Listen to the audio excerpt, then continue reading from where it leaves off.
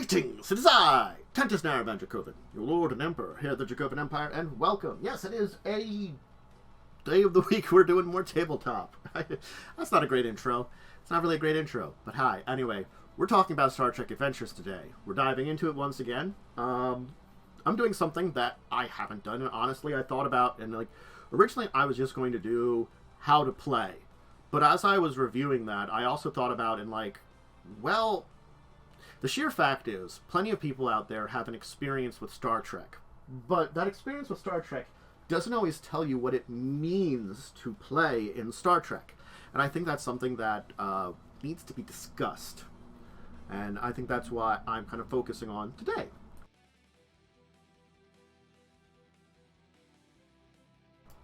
So I will be providing, I've got my copy of the book right here ready. I got to open it to one of the pages. But I'm going to be also using the PDF to go through it. That's all I'm going to go through today. I'm going to throw myself over to the corner as I continue to chat here, as we throw up just this background image I'm going to use. There we go. There's the Star Trek Adventures. It was a promo image that you could, that is online. Their advertising that is done by Modiphius.com, which I always shout out in the description of my YouTube video when I put it up. So if you're watching this on Twitch, you can see it on YouTube. If you're already on YouTube checking this out, hi, also welcome. But down below is the information on Modiphius' website, as they're the ones that publish Star Trek Adventures. Anyway, so I guess we should begin with our overview, because that's very important, because when it comes to playing the game of Star Trek Adventures, 99% of the time, you're probably going to be in not only the United Federations of Planets, but Starfleet. That's the point. Granted, that number's changed now that they put out stuff like the core book for role-playing in the Klingon Empire, and that's specific rules for that if you're using that. That is a version of the book. It's sort of like a different core book, but still is the same game. They refine some of the rules for playing in that setting, but it is still Star Trek. Complexities of you're playing something completely different in the same thing, but it's a different kind of experience. Normally when I'm using this core book here, I'm sticking to it. So, the thing about Starfleet is, it is one of the it's one of the major galactic powers. It's in the Milky Way galaxy, our galaxy as we know it. It is depending on your setting, it is into the future regardless, but that depends on how far into the future it is. So, Star Trek takes place in a world where there was World War III. It happened. That was one of the defining events of the human race. And just a brief history going over it, after World War III was over and the world was beginning to heal after it, it was taking some time. A man, using an old nuclear missile, if you've ever seen Star Trek First Contact is the movie that showed us off, if you want to see it, but you can also hear about it, you read up on it. Basically, a man named Zephyr Cochrane took an old nuclear missile, repurposed it, and invented not only a spacecraft, as maybe something to do. There's a lot more depth of the reasoning behind why he was doing it, probably. So that's a hard thing to describe, but he did it, and he invented warp drive, the first level of warp drive, which allows you. Warp drive is basically faster than light travel. Warp 1 is light speed. It bends like a pocket of subspace and allows you to travel kind of outside the purview of normal space, which allows for faster than light travel. That's a simple way of saying it.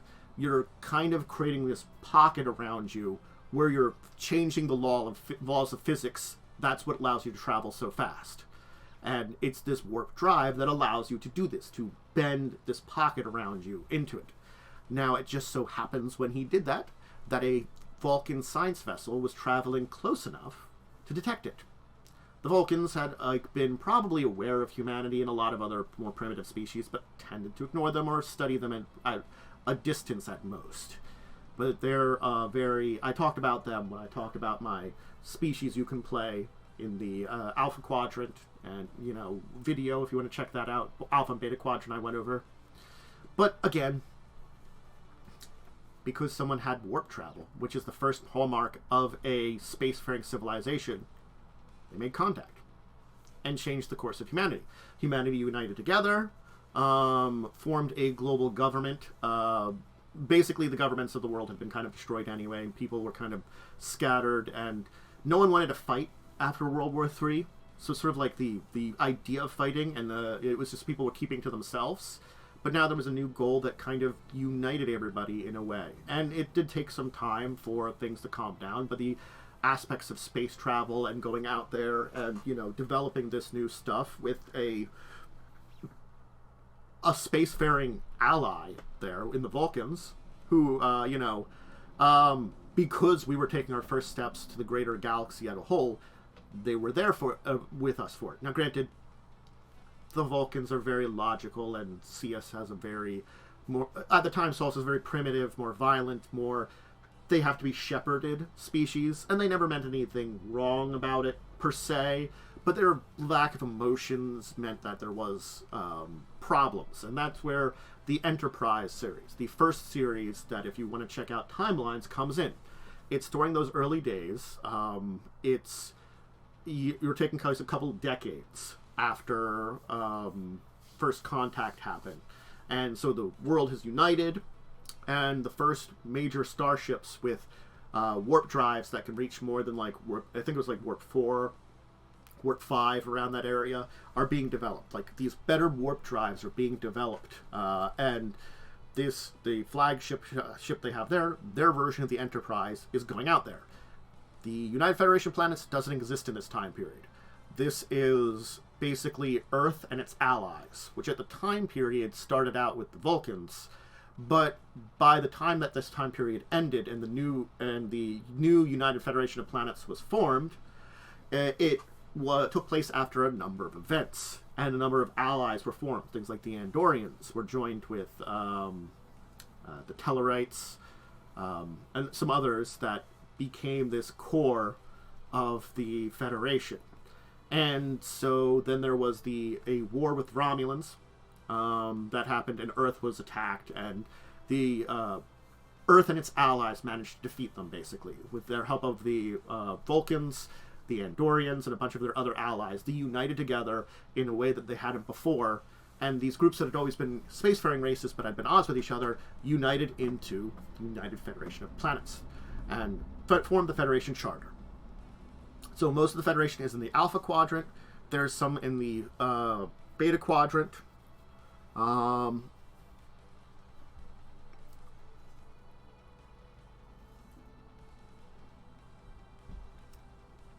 Yeah.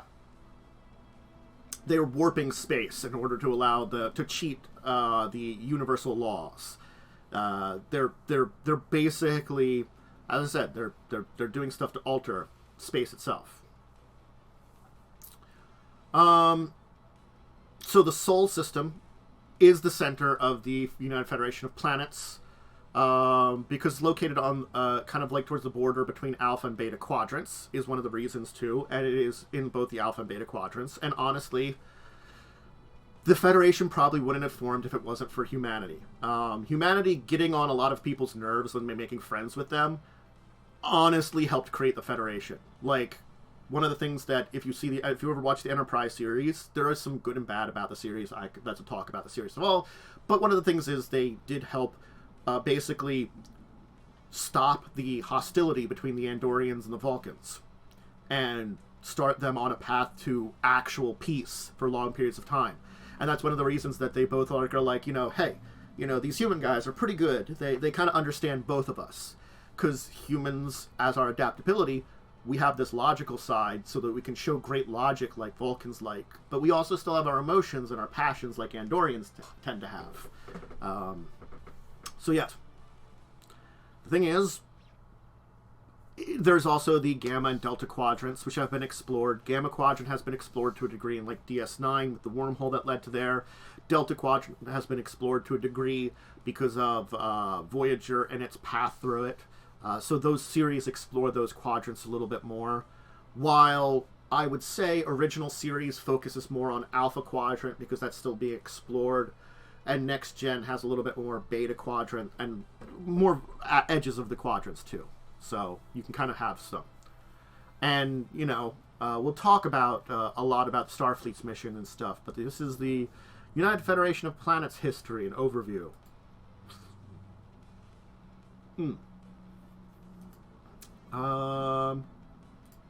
When it comes to the Alpha Quadrant, other major locations within the Alpha Quadrant to mention out, that's where the Bajorans are, Bajor, the Cardassian Union is here.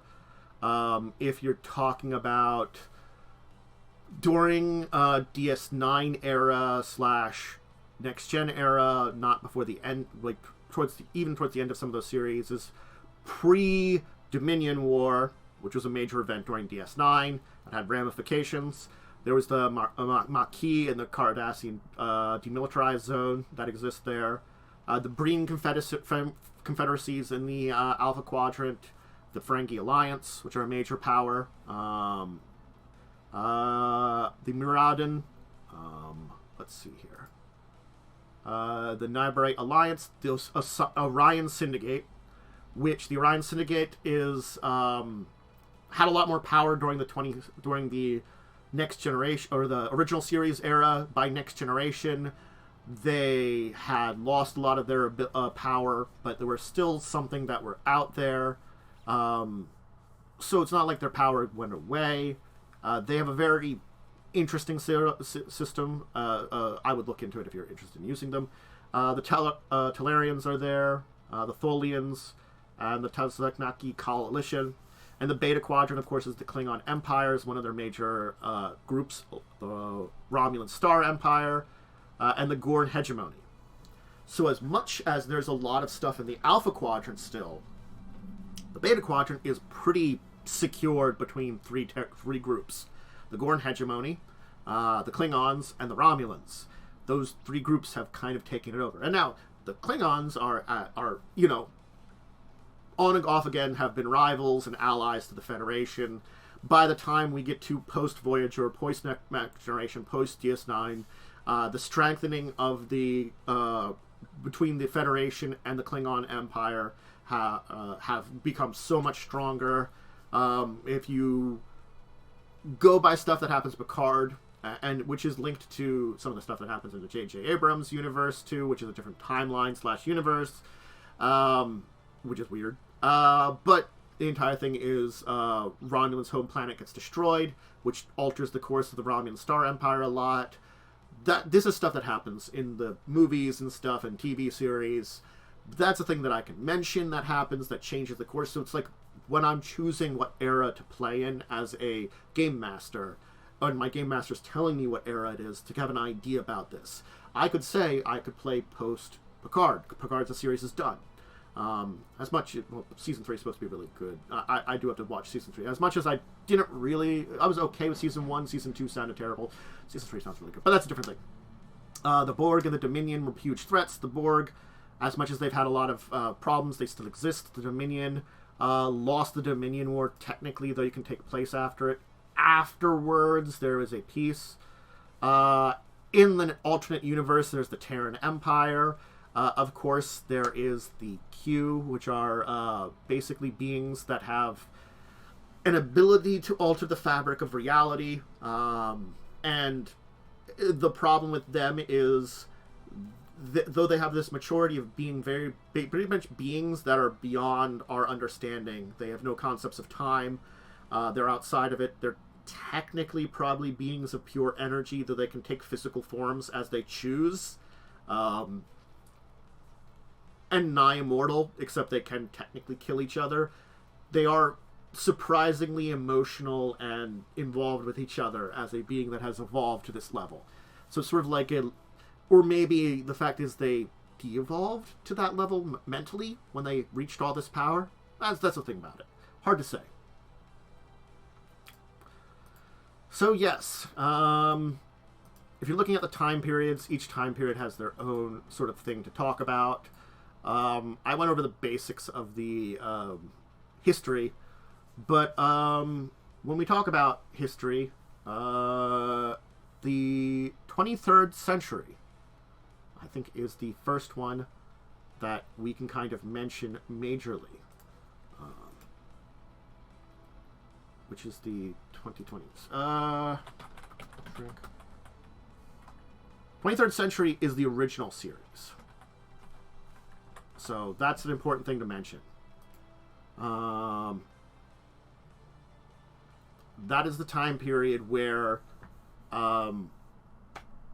we see Kirk, Spock, and his crew do their adventures. The 23rd Century. It is very much so Wild West. The 23rd century, so the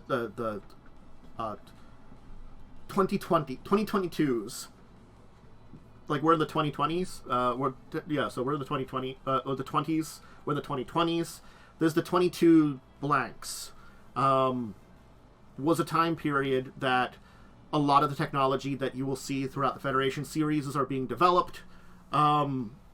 That is a time of massive amounts of exploration. It is a time that it is post when Jonathan Archer took out the Enterprise NX-01, which is the one I was talking about in the Enterprise series. So yeah, this was Kirk in his era, where they had a lot of their adventures and stuff, where, you know, they did have to do diplomacy, exploration, and a lot of that kind of stuff. Did some peacekeeping, dealing with both Romulans and the Klingons, and it was a lot of risk during that time. I think it would be 21st or 22nd century might have been Enterprise. I would have to look that up. If you just give me a second, everybody.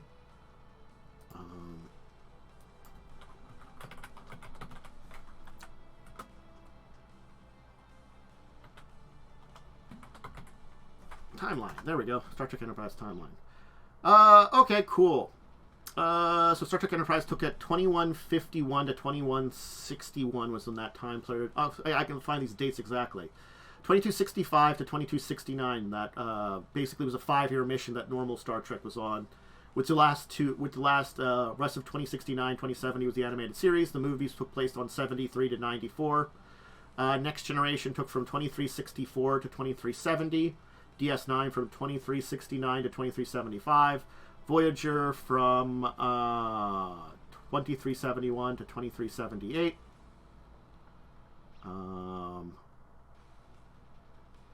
Wait, there's more I can give. The next gen movies were 2293, 2379. There's reasons for that. We don't talk about that too much.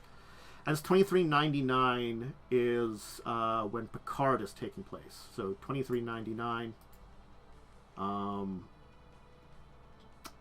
nearly 30 years after the end of the Next Generation timeline. 22 years after Voyager got back. There we go. I just wanted to confirm that information, so I gave it properly. So, yeah. Let me get into... that is the recent stuff. I've talked about a lot of the recent things you'll deal with in the Star Trek timeline.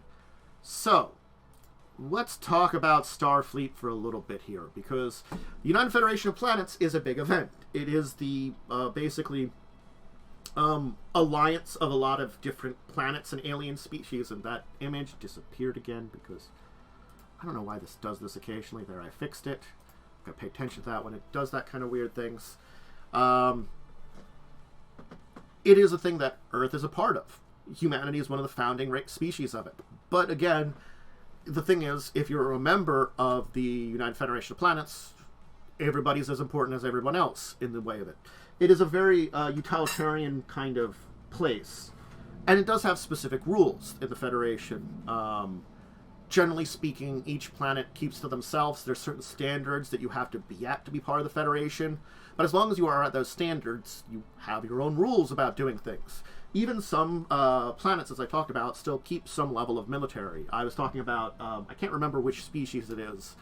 The one that when I was talking about the Alpha Quadrant, Beta Quadrant species, one of the Federation members has still their own fleet of ships that are their fleet, but they keep them, and they are technically a reserve fleet for Starfleet. they're kept that way. They're basically a reserve kind of thing that tends to not do a lot, but, you know, when called upon, can help out. It's probably more for show, and because there are a people that have a lot of huge military tradition, and they like keeping that part of their culture. But even so, then it means that, like, yeah, we have this part of our culture, you know, we're respected because of that, but we're ready to serve under Starfleet at a moment's notice. If we are called to arms, we are ready for it. And that's the thing is, so Starfleet has a very complex role and a lot of purposes within the United Federation of Planets. Yeah. The thing is, the original reason behind it was exploration, scientific inquiry, that it was created. It was meant to help define the group exploration, the group discovery of the Federation as a whole. But even during the times of the Enterprise, space is dangerous, you don't know who you're going to run into. Those ships were always armed and ready for combat. You know, you go into hostile areas or hostile weaponry, you know, stuff. So the secondary role of still having weapons on these ships, because exploration can be dangerous and you never know what you're going to run into, that you need shields or torpedoes or phasers or stuff like that. Then Starfleet became also peacekeeping. Because you do have a lot of species within the Federation, there can be times where things happen, that there's a requirement for peacekeeping to help keep the peace. So Starfleet then became something that's a little different. It's not just science, it's not just military, it's kind of like both under different circumstances. So, though scientific and exploration is the high end of what it really calls for, it's still serving on behalf of the Federation government. This government, which is a council of people elected from all the different member groups with their, you know, leader above that.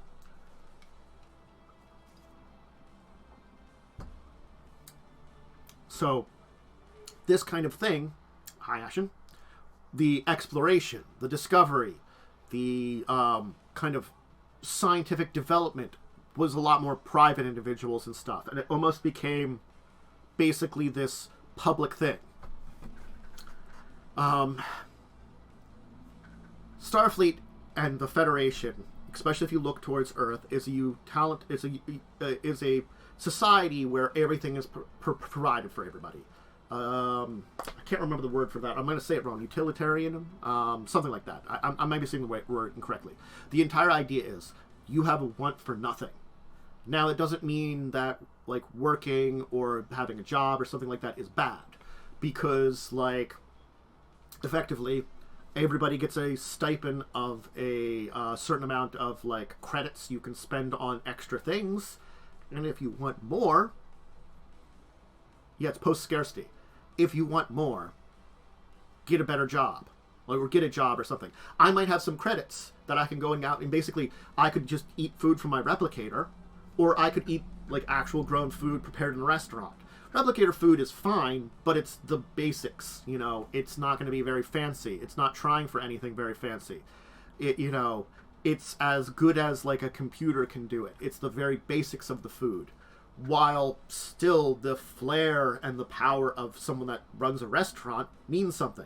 And me having my credits to go eat at that restaurant might be something, and maybe I'll go get a job so I can eat in that restaurant more often, or something like that. It's something to that degree. That's the basic idea that we can kind of describe there. So, secondarily to the exploration, and that's a side of the Federation and Starfleet, is Starfleet defends the Federation member and the Federation as a whole. So many Federation members do maintain some kind of planetary defense force to protect their individual star systems. Starfleet vessels patrol 90% of the space in between these areas to keep passages open from any kind of trouble. And of course, then, starships that are traveling to a lot of unknown systems will have sensors, probes, drones, powerful defensive systems, all kind of those things. those that patrol along the like the border with the Klingons or the Romulans. Klingons more in the, as I said, 23rd century, and Romulans also. Romulans a lot more in the 24th century because the Klingon border really doesn't have to be patrolled anymore the same way. You know, there are problems that can happen in those areas, and they have to be ready to involve themselves into them. There is a very heavy military hierarchy in Starfleet ranks. Let me open up this. Does that show? Will that show properly? Yes, it will. Just to show here, there's the current Starfleet pin ranks. From a chief warrant officer to an ensign, lieutenant commander, captain with the 4 pips, commodore, fleet admiral, vice admiral, 4 fleet admirals, and chief of operations. So those are your pips if you have them.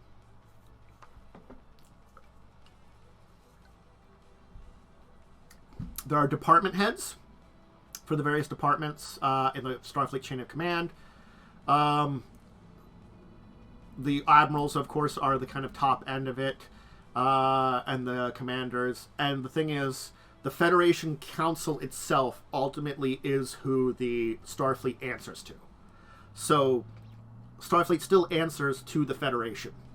When it comes down to it, that is where the chain of command comes from. Now, does the Federation Council deal with Starfleet issues most of the time? No. Like 99% of the time, they probably have an oversight of it, and as long as Starfleet's doing their job, doesn't matter. But Starfleet could have an issue that they come to the Federation of it, you know. In fact, respecting the chain of command is very important. Orders are valid. Know your place in Starfleet. Know the organization. It doesn't mean necessarily that if an order is a bad order, you have to follow it. That's kind of like in most military kind of very militaristic things, and especially in Starfleet, because it's only partially military.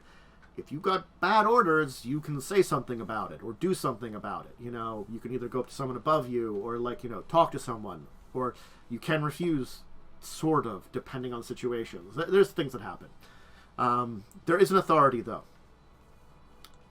And again, the ultimate authority rests in the Federation Council and the President of the United Federation of Planets, the person elected from the Council. They can direct Starfleet to take big operations. The thing is, it really hasn't been used very often. Things like planetary evacuations are something that you would need to get organize all of Starfleet to happen. That sometimes happens. There's an apocalyptic event on this planet. We need to evacuate all the people right away. You need to call on all of Starfleet to do that. This kind of ability, the United Federation of Planets can call on Starfleet to do stuff like that. They just don't very often. It's been very rare.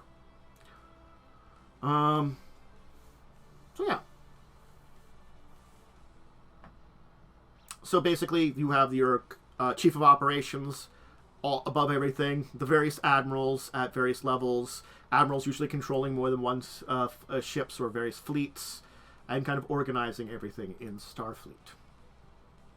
And with Starfleet, there is the Prime Directive, which we're going to get into for a minute there, but I'm going to tell you, the Prime Directive is something very nebulous. The one thing that you can say is, you're not supposed to interfere with the social development of a planet. You're not really supposed to interfere with planets that don't have warp capability or development to a certain degree. It's, even in most situations, is you are not supposed to interfere with a sovereign species, planet / stellar group, if it, you know, to the degree that, especially if they are non-warp going, they're only on their planet, you're not really supposed to interfere with them at all. If they're warp going, things change. Yes, you can, interfering is still really looked down. The Prime Directive is basically a way of saying, like, a basic ruling of, we shouldn't interfere with something. Unfortunately, this does also mean things like, if this civilization that hasn't reached the stars and wouldn't on its own have a way of escaping its planet. The thing is, that planetary evacuation, yes, It is a tough thing to do. Could the people of that planet done them themselves? They're a member of the Federation.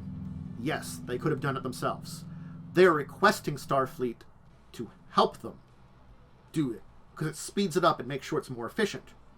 If I come across a planet that's about to have, like, the sun around it goes supernova, and there's a species on it that is, like, Renaissance-era Earth, I can't do anything about that. That's the natural course of their species evolution. I can't interfere with that, because then you're basically playing God to a people that you don't know about. The idea of the Prime Directive is to not get into circumstances where you're influencing someone else, because as soon as you involve yourself in someone else, you have to keep involving yourself. You cannot interfere and then leave it, because you are going to have ramifications for your influence on it. That's the idea. The ramifications of my interfering in another planet and its development mean that I am now part of that. I would have to do more about that, and I can't do that. So that's why we have the Prime Directive in this, to basically say, don't mess around with it.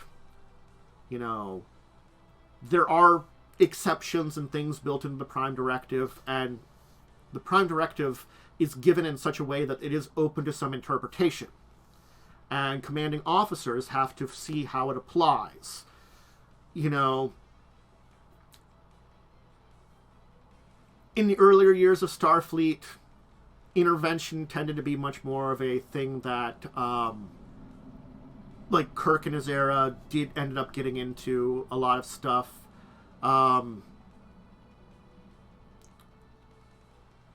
Kirk basically did invoke the Prime Directive, but was very slow to do it.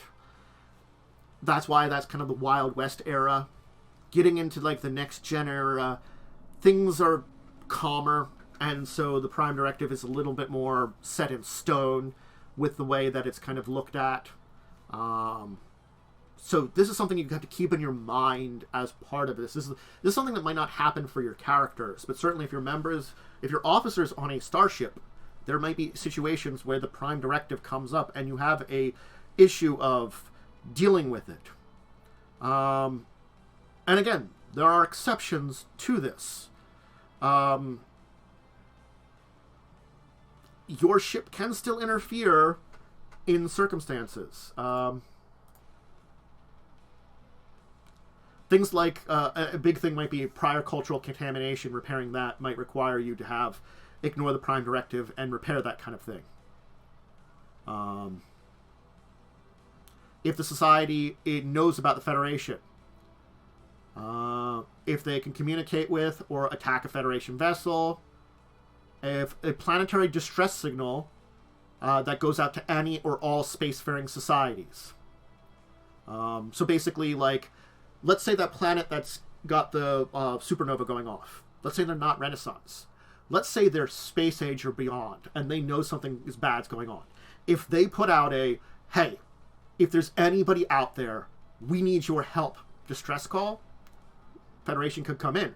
They're calling for help, and they don't know if someone's out there, but if there is, they're ready for it. You know, they want something. If there was a civilization basically contaminated by another non-Federation group, then they can deal with them. Like, so if someone had contact with the Klingons, or the Romulans, or the Cardassians, or something like that, you can get into contact with them. A good example would be, I don't think the Bajorans really had a lot of technology before the Cardassians came in. So the connections then with the Federation is less of like, because the Cardassians basically accelerated them a little bit more than they were going to, a little faster. Not that they weren't doing stuff in space. Apparently they had things like solar sailors, but I don't think they had like the kind of same space level technology as a lot of other groups before the Cardassians showed up.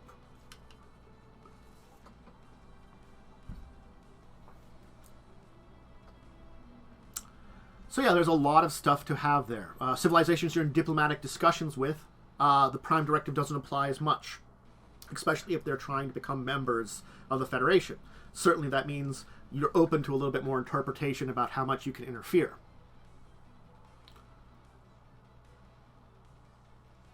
The Prime Directive is something that you follow as much as it seems appropriate. And again, different eras mean different things for the Prime Directive.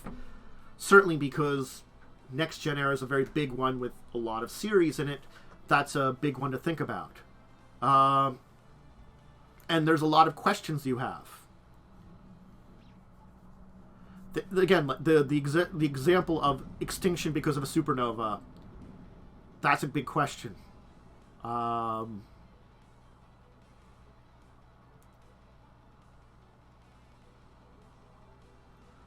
It's just that if you ever interfere in something that happens, you have to be ready for the consequences of the meddling and how it's going to alter the civilization and how it's going to have it. It's a lot of times, I think that's the big thing about the Prime Directive, that if any of you ever play a captain, that you should remember, it's not that you can't break the Prime Directive. It's that if you ever choose to, you have to be ready with the consequences of your decisions. You have to be ready for what you decide to do to follow through on those decisions. That's a big part of it. That's why a lot of big officers understand the ramifications and are like, I can't do that.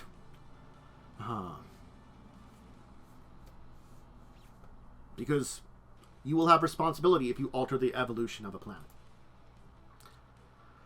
So, Starfleet Academy. That's where anybody that wants to join Starfleet goes to. It is mostly for, of course, Federation citizens. Though there is exceptions to others that join the Starfleet Academy, it is technically open to those that pass and can get into it. Things like recommendations by various individuals can be very important. But most of the people that play this, you are going to play a Federation member species. And you are going to want to have this drive to go there.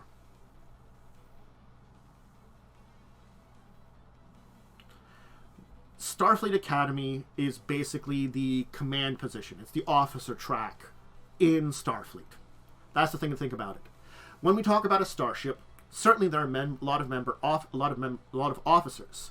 There are a lot of people that don't go to Starfleet Academy and join a starship. These are the what's the term for it? Let me talk about it. I'm forgetting what they're called for rank. Enlisted. I think they're the enlisted. A good example, enlisted personnel. A good example of listed personnel would be, if you're ever talking about one, Miles O'Brien from Next Generation in DS9. He was a Master Chief. So that's why he was always called Chief. He was an enlisted personnel. He has his own training, not as deep as it is. And many of these are outranked by, of course, ensigns even. That's the thing that you kind of think about. There are a few classes which, a enlisted personnel would be considered a higher level officer. For example, like Miles O'Brien would be above, especially a lot of the ensigns and stuff that were under him. These are basically your average crew. Most characters aren't going to play this, but there is options to do so. We're not going to talk about that right now. They don't go to Starfleet Academy.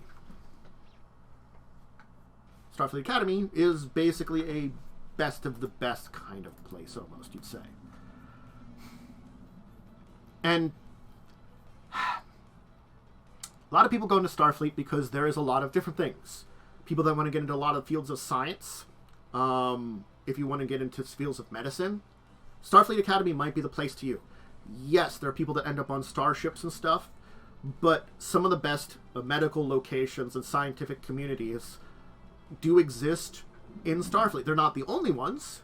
Things like, I think, the Daystrom Institute, if I would mention one, and some other institutes like that, exist on various locations, and are, I think, like the Vulcan has its academy. These are very important scientific institutes that you don't have to go to Starfleet for, but Starfleet, one of the things about them is it gives you a much more galactic connection, especially depending on your scientific field.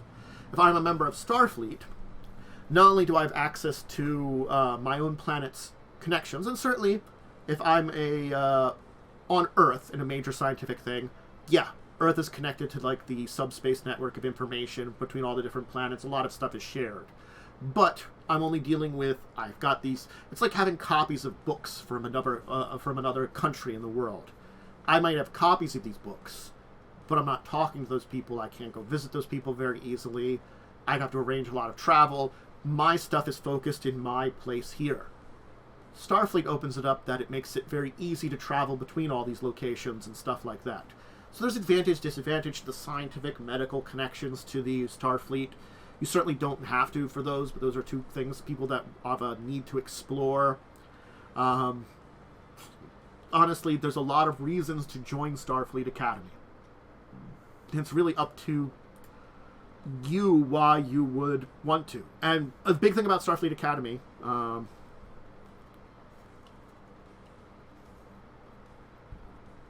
there you go. It's not the case. They're technically above, but practically they're not. Yeah, thank you, Worm. Starfleet Academy is big on fostering learning. The major academy, I don't know if there's other academies. I would have to look that up off the top of my head. But off the top of my head, I know there's one in San Francisco. Is one of the major Starfleet academies. It fosters learning, and it wants you to keep learning throughout your time, even after you've left there. It's also about like kind of making connections to other things, understanding that different things are connected, like medicine and science is connected. Engineering is connected to all the different portions of the ship. The different, it's like con and command is connected, security and engineering is connected, medicine and science is connected technically in those kind of ways of they are kind of connected. But it's the idea that I'm not just focusing on one thing anyway at Starfleet. It's having a lot of influence on a lot of different things. Think about if we take Jean-Luc Picard, for example. He also knows a lot about archaeology, history. Those are things he studied. He chose to go into the command track and become a commanding officer, but certainly he has a passion for science in a lot of degrees. And so scientific discovery and learning new things about that is always a big thing about it. Having this kind of multi-talented facets is very interesting about these characters. So team building is also a big thing too. And again, in Starfleet, another big advantage is a lot of the major technologies and developments come either through Starfleet, or if they don't come from Starfleet, they're ultimately tested and developed mostly through Starfleet. Starfleet is a very good proving ground. If you develop a new medical technology, Starfleet's probably going to be like, we can go test that out on 1 billion of our different ships and stuff like that. We can find people that would be good for testing it. We have connections. If we get a new warp drive, I'll develop it. This new, new something that improves replicator technology, we'll test it out for you. So Starfleet's kind of at the forefront of a lot of that. And it's not like all this technology developed across the Federation is developed across the Federation. Honestly, if someone invents something on Beta Z, people on, Vulcan and Andor, and, Earth are going to know about it and be able to play around with that kind of thing. So it's not like you're not going to learn about it. It's just Starfleet is the foremost person when it comes to the cutting edge of developments.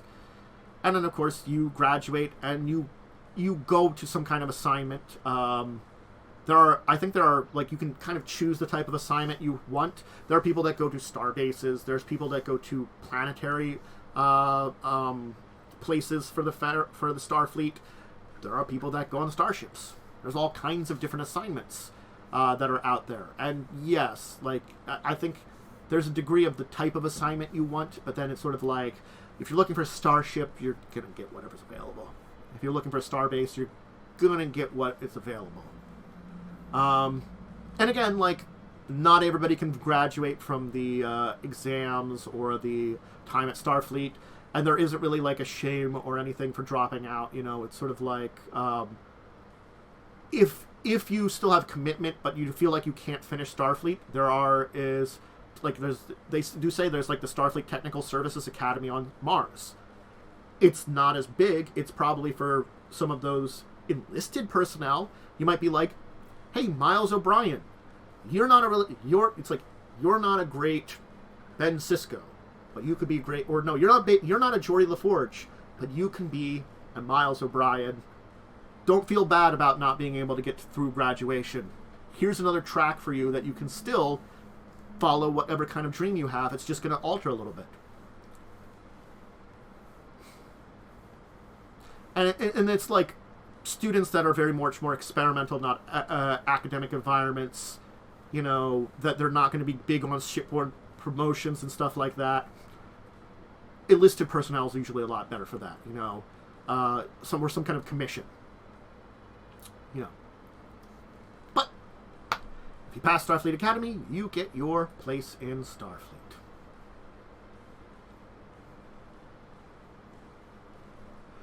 Yeah, and basically it's you get basically a listing of places that effectively usually it's you start with starships. They get postings you prefer.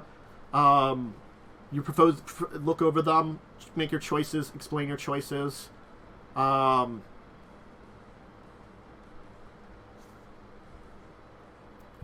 kind of get an idea of where you start. You do have some choice in where you start, is basically the entire thing.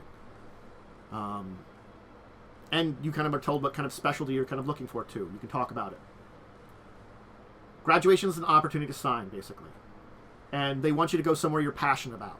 So if you have a reason to go to this place here, and you have a passion for that, you can explain why you have a passion for that, then certainly you can take that assignment.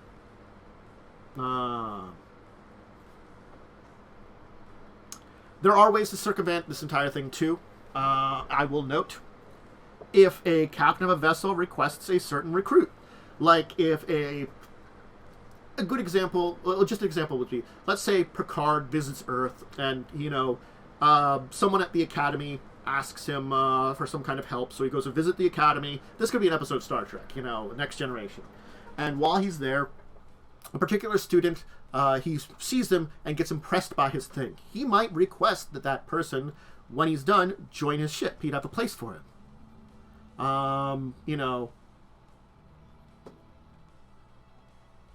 The Federation Council can also do that kind of thing. Things like the Vulcan Science Academy has been known to kind of push this, that they want certain cadets to be in certain places. Okay, good thing to say is, if someone asks for this, you do have a say in the matter. But the thing is, if you're in a position where you're like this might be a good way to accelerate your traveling through the ranks, to get higher up. Less time as an ensign, more time to get some of those more cushy jobs you might want, or better jobs, or much more interesting positions. Going under someone's tutelage or suggestion, might be good.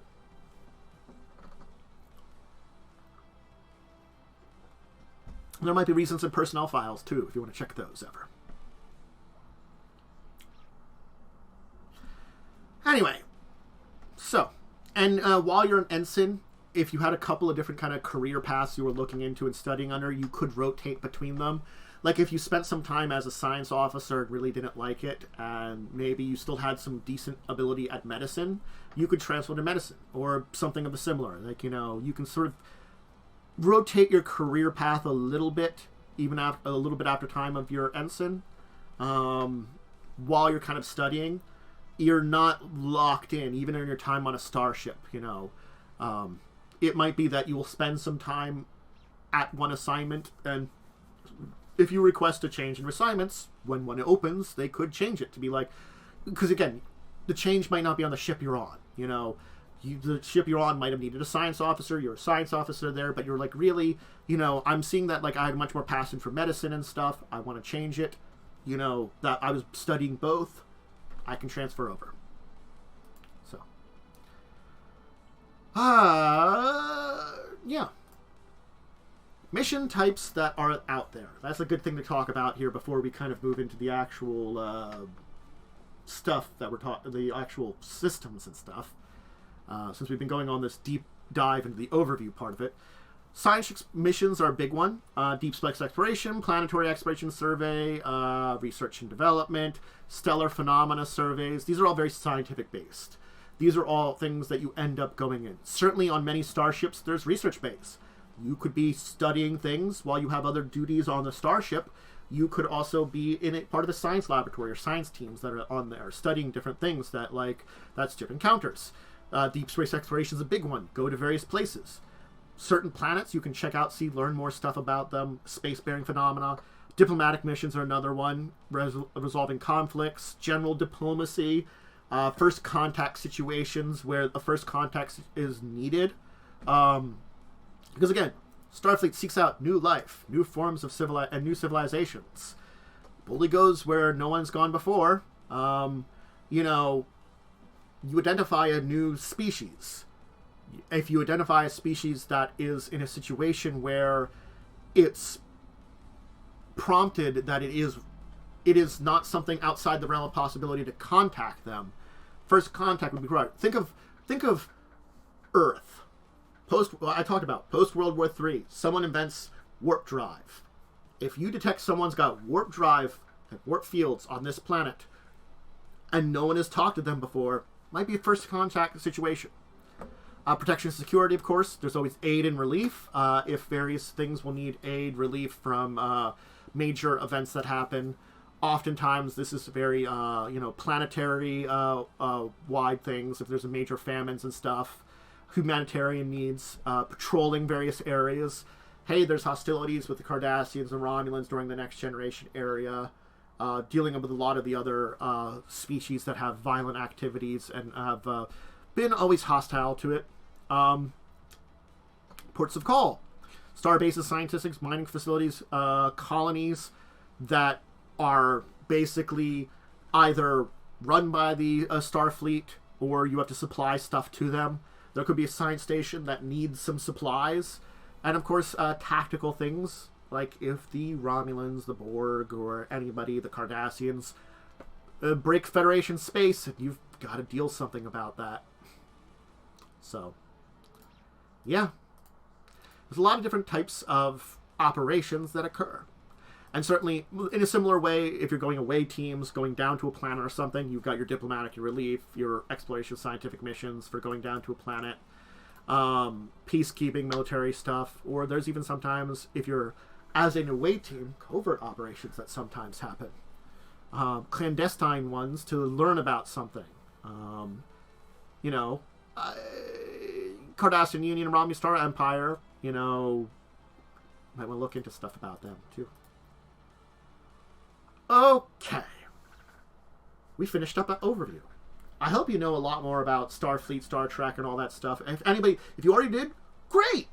If you didn't, hope you've learned something. Or maybe if you knew some things, you learned a little bit better. I hope that overview there has given you enough information to understand the basics of what it means to be a member of Starfleet and a member of the United Federation of Planets. And again, Starfleet does have exceptions for people not in the Federation joining. Things like Worf was a Klingon. Klingons aren't part of the Federation. Granted, he was adopted by humans. Another one would be Nog during DS9. He was a Ferengi. But he got he was working for the space station there and got a recommendation from a Starfleet officer.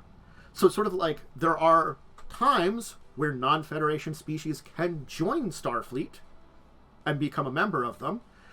Things like, for Klingons, there was like exchange programs between officers that was seen during some of the Next Generation episodes.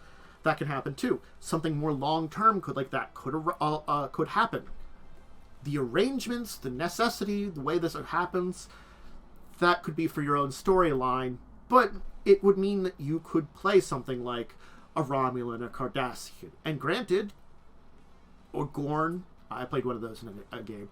A lot of other these species that aren't Federation members, and even some that have hostility to it, but there could be reasons behind it. And certainly you might have to overcome, like, a general level of distrust or hostility, especially things like if you're playing something like a Romulan or a Cardassian, because the conflicts they've had, but you can always overcome that kind of thing and, prove yourself a worthy member of the crew. And honestly, I'd probably, if I was playing a game and had a player do this, I would basically say, hey, you're not a spy. You might be told by someone or something. I want to do a storyline that makes it the least connected, so you don't have to worry about that kind of stuff. So what do we use for dice? Well, we're using basically a number of D20s. So our good old friend here, D20, I'm going to pull it out of my hand, and a challenge dice, which is a D6 dice. This, I don't have an actual physical challenge dice. I always roll them in Roll20. But the idea for the D20s is you have to have at least 2. I think 5 is the most appropriate number because you normally are rolling 2D20. It's a 2D20 system. But you will need more D20s.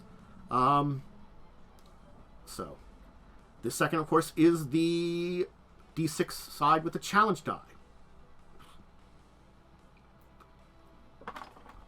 So the challenge die here, which is 6-sided dice, has this Starfleet communicator symbol. Each has 3 faces with 4 possible results.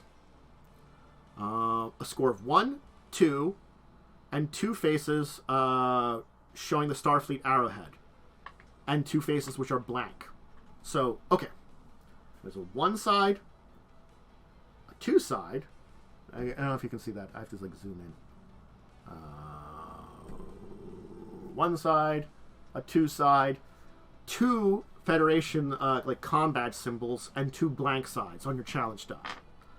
1s and 2s are 1s and 2s, blanks are nothings, and the Federation symbol will be an effect, which has an effect. Usually when you're doing a roll and it mentions what the effect is, most of the time you're using challenge dice when it comes to basically various types of conflict.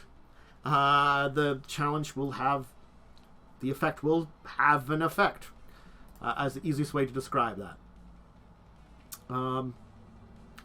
They do say that if you, I'll put this chart up here also. Let's see if I can pop that up there quick. There's the chart towards the top, where it shows off that if you're using just a D6, which I can, 5 and 6, the Starfleet symbol is 1 plus effect. So those shows you the numbers there to give you an idea. There we go. And if you require rerolls, you choose the number of dice to reroll. The rolls replace the original, is the other thing. So, even if they're worse than the original, anytime you have a reroll, you choose what dice you reroll, and you have to take it or leave it, whatever it is.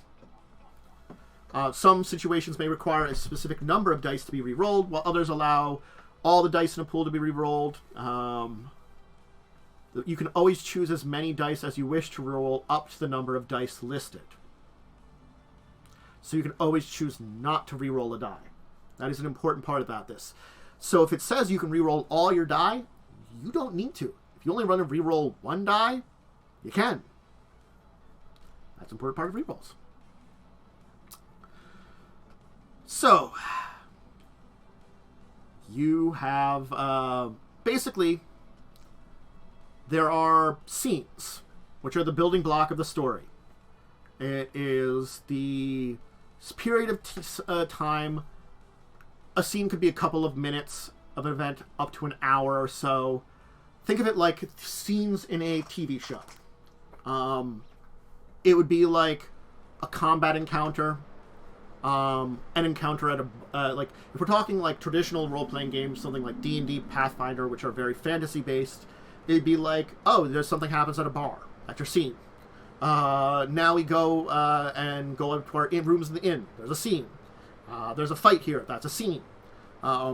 That's very traditional, but think of it that way, that it's a event that could be very short, it could be very long, but it would be like the camera goes to something that's going on there, and that is the camera can change angles and stuff, but it's one continuous event that's happening in the course of the show, which then when that event either is put on pause to go to some other scene, or it finishes up, it goes to another scene. And, like, you can jump back and forth between different scenes. There's still different scenes that happen. You're trying to achieve a goal, overcome a problem, or do some kind of activity during a scene. Scenes build together to create a mission, which is one adventure.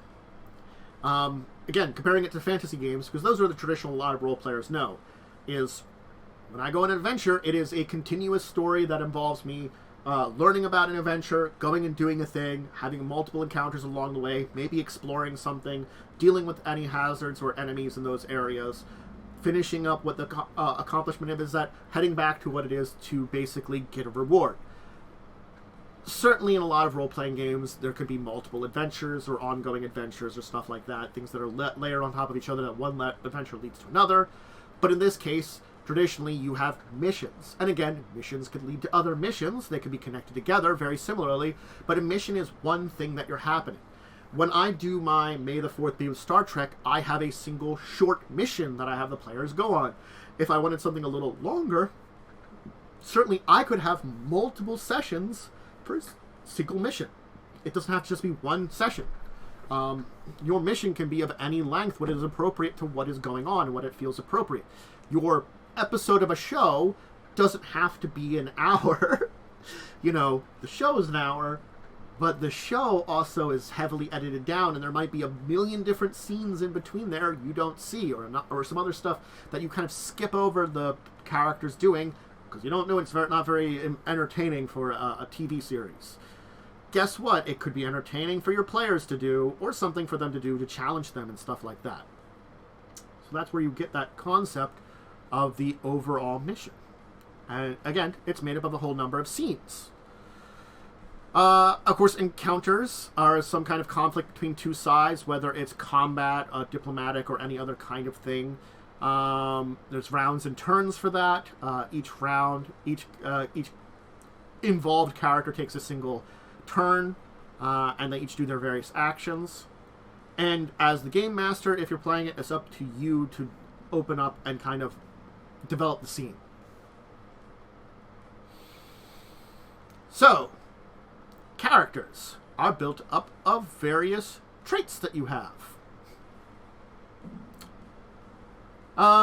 Trait is a single word or short phrase which describes a single significant fact about what your character belongs to.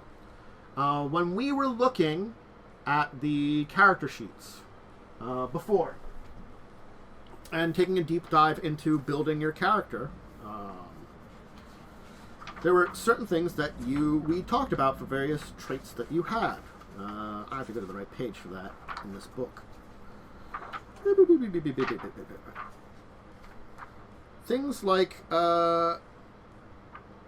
we talked about these,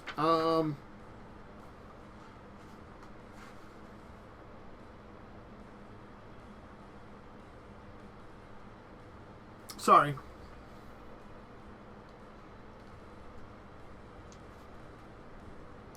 Traits, like, they mention, like, a trait is something like, everything has traits to it. Like, Jean-Luc Picard is human, is a trait. Worf is a Klingon, that's a trait. Geordi is human, it's a trait, but he's also blind. Now he has a visor to see, but he is blind, and that's a trait. And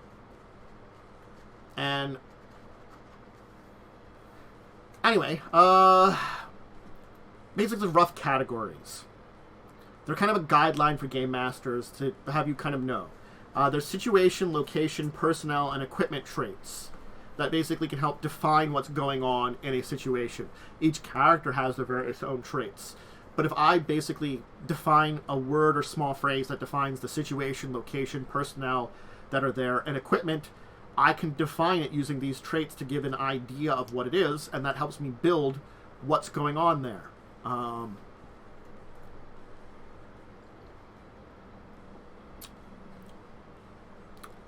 They give an example of when O'Brien and the others went to MPOC Nor, the abandoned Cardassian space station, very similar to DS9. The traits it would have had was abandoned Cardassian station and power offline. They're location traits. There are both facts about that. And, When the power comes back on, power offline, trait disappear, it's no longer in use. It's still an abandoned Cardassian station.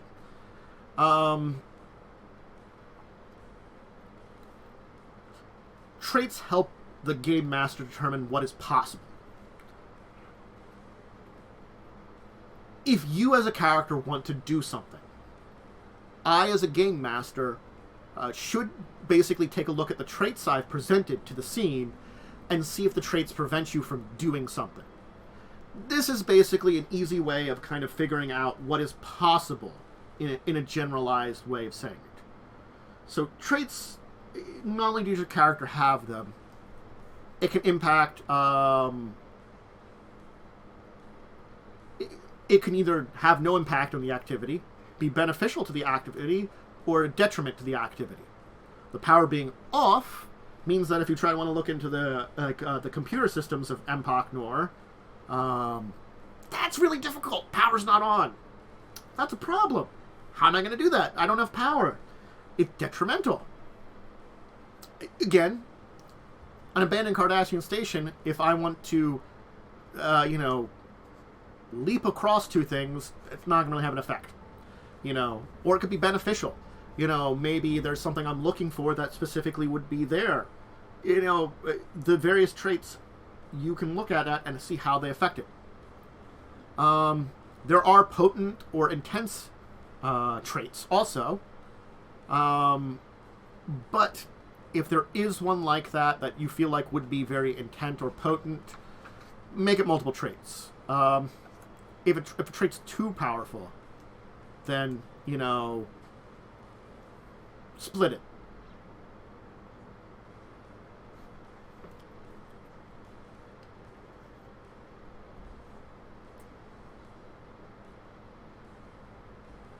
And difficulty incurs from traits are something to note. That's why, if it's particularly difficult, what I mean by splitting it is you don't have two different traits. It's the example they give is, if I'm talking about subspace interference or something like that, it can be particularly difficult because it messes with communications and sensors.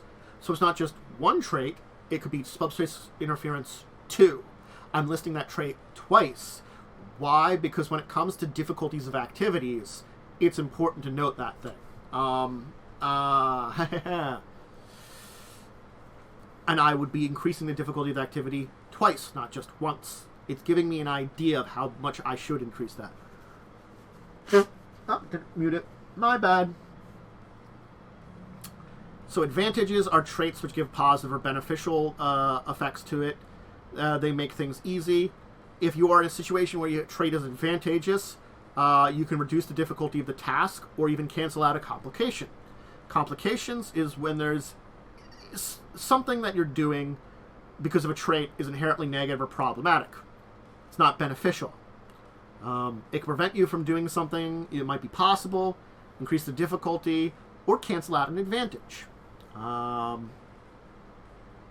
So, tasks.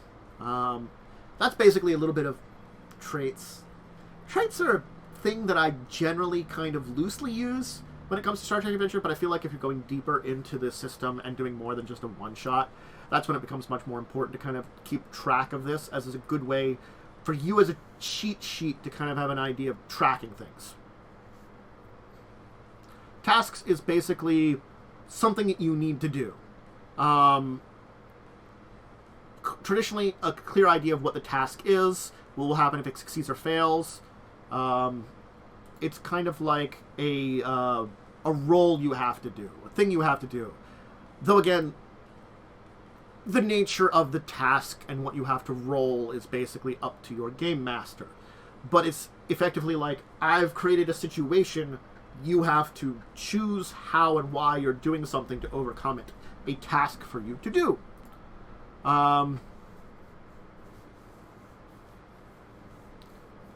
There could be a task that there's only one thing you can do, or one task that contributes to a larger goal, or it could be an objective that requires many different tasks to complete. And your success basically influences the overall thing, sets out your due. Failure means you don't achieve your goal. You might be able to do it again. this kind of thing with tasks can change traits. For example, the power off. Turning the power back on to that starship station changes that trait. It removes that trait. Now just the power is on. And now, like, that's something that you're not even assuming. Power off is like you're getting rid of it. The power's just on. That's, you know, it got rid of that trait in a way. If the trait concept of the power on is important for the scene you're in, then certainly you might keep track of that too. So yeah. Traits should usually avoid or resist some kind of hazard or peril. Success means you're unaffected by it. Or the task is to avoid or resist some kind of hazard or peril. It's one type of task, is what I mean. If you succeed, you're not affected by it. Failure means you suffer its effects. And so... Also, tasks can be you achieve something, but there's something at stake as well. Which means failure, something bad happens if you fail. There's consequences. Similar to the hazard of failure, but like you're not really rolling to avoid it. You're rolling to do something, and just if there's failure, there's a problem.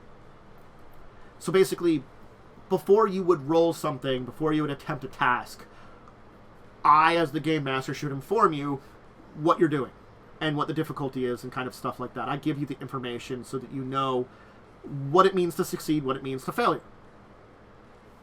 So, most tasks are accomplished rolling between two numbers to figure it out stuff here. Your attributes, disciplines, and focuses. So you have your attributes from 7 to 12, your disciplines from 1 to 5, and your focuses, your specific fields and fits. These three things determine what it means to attempt a task. Attempting a task, you will combine a single attribute, a single discipline, and, if one applies, a single focus. And then there's a target number for said task. So I, as the GM, would say, like, roll a control command, your focus applies, that information I tell you. You start with rolling at least 2d20, you can roll more, and you're attempting that task for purpose. I tell you the two things that you're using, of course. This is like, I have to inform you everything that you're using for that. But then I also have to tell you the target number. Well, no, that tells you the target number. I'm sorry. Your attribute plus discipline tells you your target number. What this means is, if I have a, let's say, control of 10, command of 4, and I told you to do a control command, my target number would be 14. I have to roll 14 or below in this system on my d20 that I'm rolling, my 2 d20s. And each one I won would be a success. Or a hit, or I don't know. I have to look at the exact term there for a second. I'm forgetting it. But anyway, I will also tell you, though, a difficulty of the task. A normal from 0 to 5. There are times, sometimes you do 0 tips. 5 is very extreme. There are tasks that have difficulties listed in the rules, but most of the time, the basic difficulties are kind of understood by me as the person running it. And the difficulty is the number of successes. You must roll on d20s. So with your 2 d20s, you normally can't roll 5 successes. You can roll 0, 1, or 2. So you can purchase extra d20s by spending momentum, adding to threat, or using determination. I'll explain each of those in a minute, but that's the basic way you can get extra dice. Once you've gotten all of your extra die, you roll equal to or less than your target number for successes. If a focus applied, then each die roll that rolls less than or equal to your discipline being used is 2 successes. What does this mean? Remember, I said in my example, control of 10, command of 4. That means if I roll 4 or less, it's 2 successes. If I don't have a focus, each die that rolls a 1 is 2 success. If the die rolls a 20, it's a complication. We'll talk about that. If I equal or succeed the difficulty of the task is successful.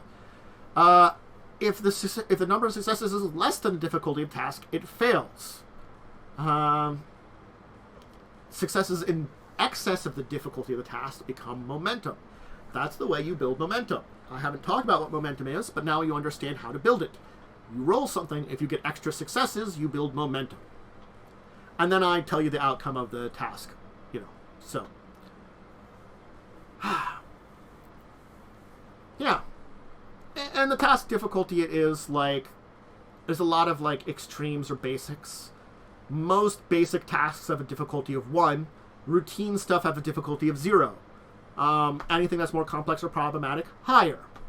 And there are other factors, a game master like myself, like the things that are going on the scene or the environment, or something that's affecting the characters that are trying to do this, that would affect the difficulty I could talk about. So, traits, advantages, complications, all affect the difficulty. If a trait doesn't affect a task, there's no effect in it. If it's beneficial, it might allow a task that be attempted to be normally impossible. If a trait is beneficial, it could also reduce the difficulty by 1. If it's detrimental, it increases the difficulty by 1. If it's detrimental, it could prevent the task from being attempted. Like the power off going into a computer would be impossible, but there could also be a low power situation, which rather than having it could be detrimental, there's not enough power to really access the systems well, it's increasing the difficulty by 1. On the other hand, things could increase that. For my example that I was using earlier for the going into it. So you can see how traits here, beyond advantage, other advantages and complications, have an effect here. And I will let you know the difficulty of the task. I should let you know before you roll. It's the idea that you are skilled professionals. You can evaluate how difficult an activity is. That's the basic idea. As a consummate professional in Starfleet, you can kind of identify how difficult you think this is and know if you have to do things to try to help and mitigate your things. Using momentum, having assistance, having tools, using the computer, things like that. There are lots of things you can do to improve your odds. Yes, and you're going to be doing it. And difficulty task zeros are important because you know what they're used for? Building momentum. You as the game master are going to want your players to have momentum. You're going to want them to allow them to build it. So give them some opportunities for some difficulty 0 tasks where as long as they succeed, it not only does it add some extra rolls that might cut some mundanity of just talking and stuff, adds a little bit of actual gameplay, but it can also then add momentum, so there's a use to it. I want you to have some momentum. I want to allow you to generate momentum if I have an opportunity to. I don't want to say no to you having momentum because that influences that's such an important part of gameplay. I'm going to talk a little bit more about momentum though, but that's the idea of it. So there's a lot of things you can do to improve your odds. You can spend momentum to buy additional die. A single point of momentum adds 1 bonus dice. A second bonus dice for 2 momentum after that. And the third bonus dice for 3 more momentum. So for 6 momentum, I can get 3 extra dice. There's how you get your 5 dice very easily. Similarly, you can add threat. Threat is basically game master momentum. I'll talk about it a little bit more in a second here. So instead of spending momentum, you can basically be reckless and give me some nice threat that I can spend to do horrible, evil things to you people. It's my momentum that I can spend to do things. So you can, similarly to buying dice with momentum, you can add points of threat in exactly the same way. Give me 6 threat and you can have 3 dice. You can spend your determination. It adds a single bonus dice to a task, but the die for determination is considered already rolled 1. And determination, it can only be sent in certain circumstances. I think we talked about it a little bit. We'll talk about it more. And then there's some talents that you could have, which will grant you either bonus dice or various other ways where you can buy bonus dice.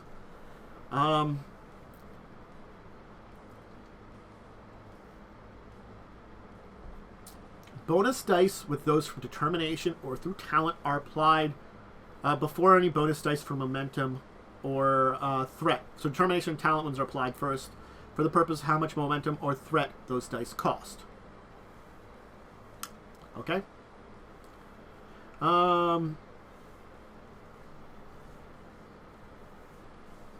Yep.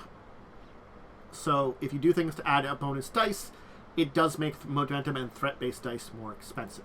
It's an important note to make. Anyway.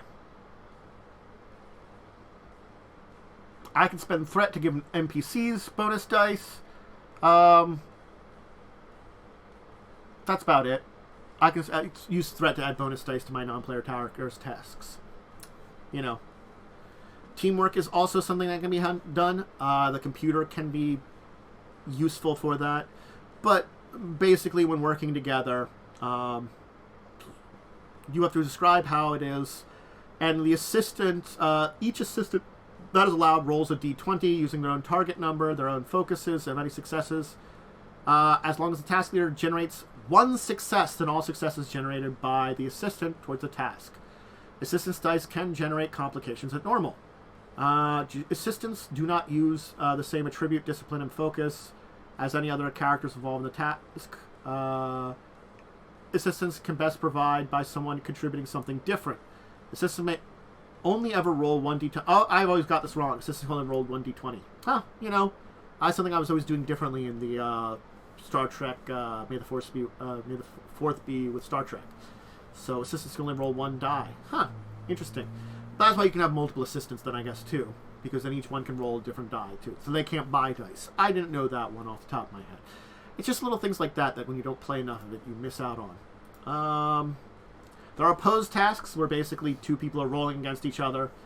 But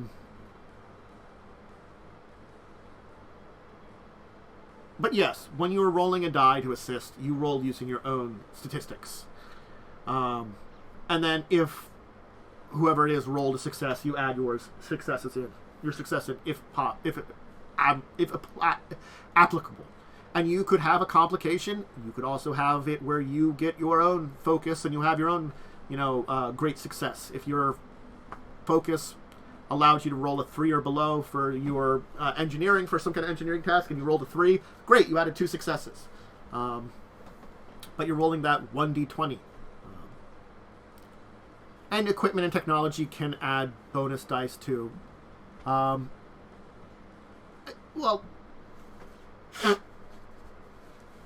I mean is, in most tasks, you're assumed to have the basic equipment needed for the task.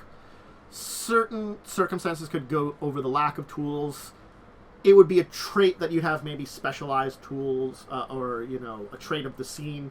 That is something that would increase your ability to do something. But traditionally, tools don't really do a lot of extra.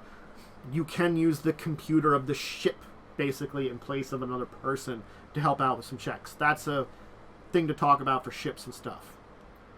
Complications, they're negative things that are basically a negative trait to the scene. That's a great way of thinking about complications.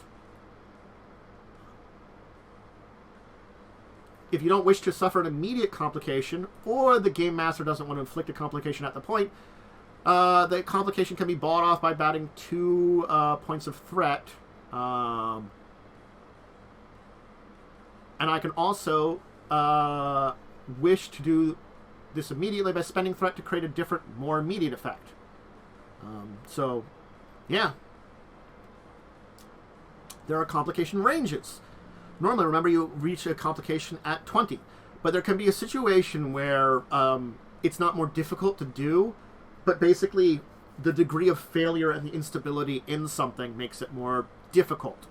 There's an increased complication range. It's basically, whatever I'm doing could be not more difficult to do. It's like only difficulty, let's say difficulty 2 task to do. It's a little bit difficult, but I can do it. But the system might be unstable, and therefore me doing this could create more complications by accident. It could have a greater complication range. You can have a complication range up to 5, meaning from 16 to 20. It can never be more than 5, but that means that something is bound to go wrong playing around at this. And there are some tasks that can't be failed outright, and so therefore when you're doing the task, you have success at a cost, basically. You can't really fail the task, but you're doing so attempting, not getting enough, it could create a complication that way.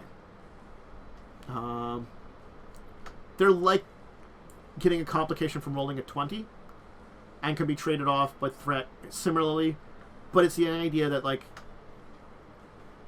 if I say this task can't be failed, but if you fail, it's basically there will be a complication.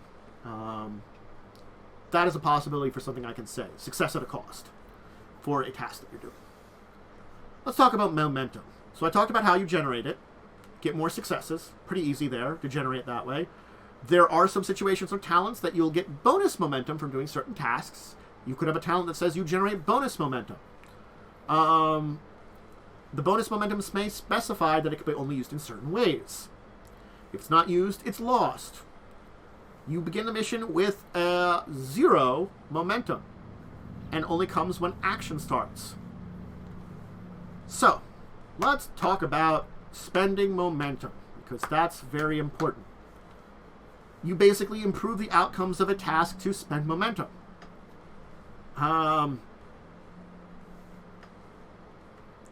So,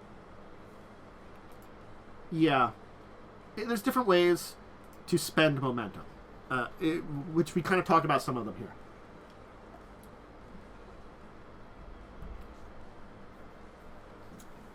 Once you've succeeded in a task, and I tell you the outcome, you can spend momentum to improve the outcome or to get you extra benefits.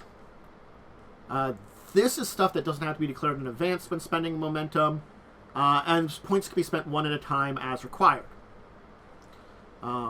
So that's kind of like an improvement post-task, rather than before me rolling, spending momentum for extra dice.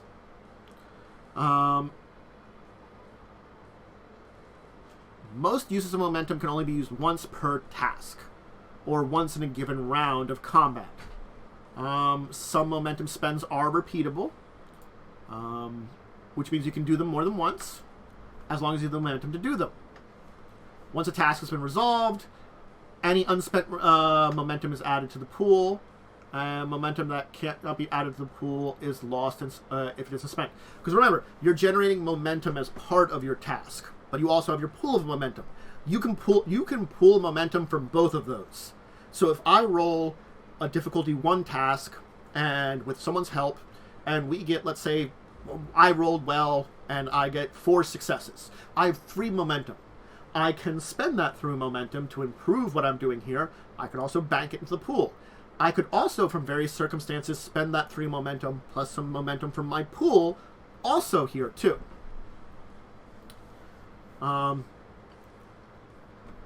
You can spend momentum. It's a group pool. Momentum is group. That's an important part of momentum I'm talking about here. I didn't really talk about it yet. Momentum is a group resource.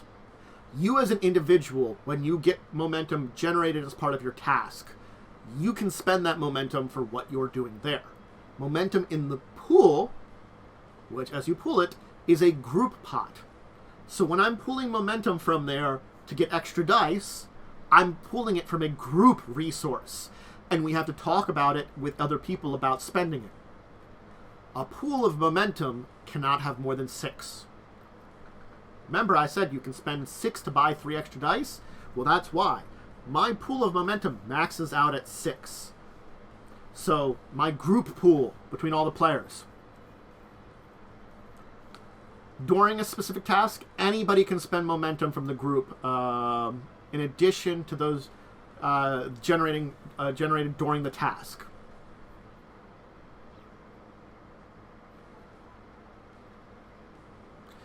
Until you spend it, you don't choose that when you choose to spend the momentum, you spend the momentum. And you don't spend it all at once. You kind of spend it as you need it. And when a scene ends, 1 point of momentum in the pool is lost. At the end of each scene, 1 point of momentum in the pool is lost. Basically, as a scene ends and you go to the next scene, your momentum kind of like quiets down. So if you have a bunch of quiet scenes after that, your momentum will kind of die out and you might have to rebuild your momentum. So as I said, there are momentum spends which are not tasks to specific tides. There are things that you use points directly from your pool rather than waiting for success on a task. There's immediate momentum spends. There's restrictions on when you can immediately spend momentum.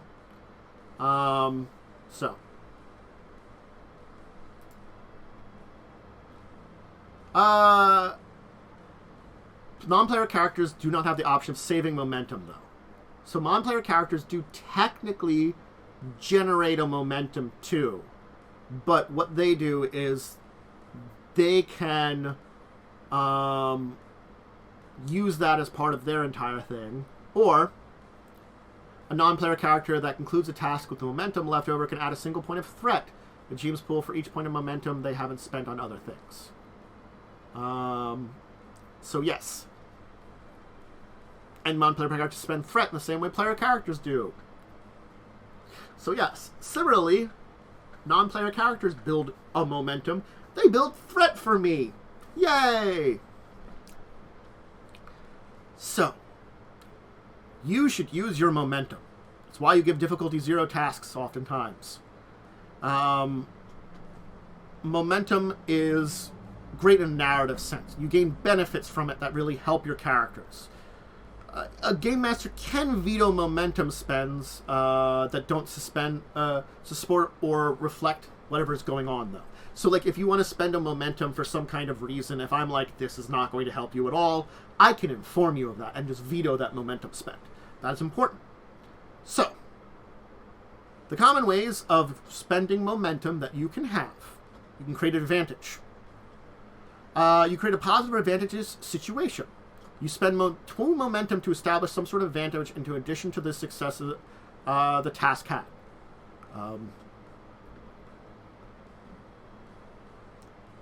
This may instead be used to remove a complication currently in play or create complication on an adversary. So here's another thing too. If I establish a complication, you can use this created advantage when you're generating 2 momentum to create an advantage, cancel a current complication, or add a complication to someone that you're going against. You can create an opportunity. There's another one.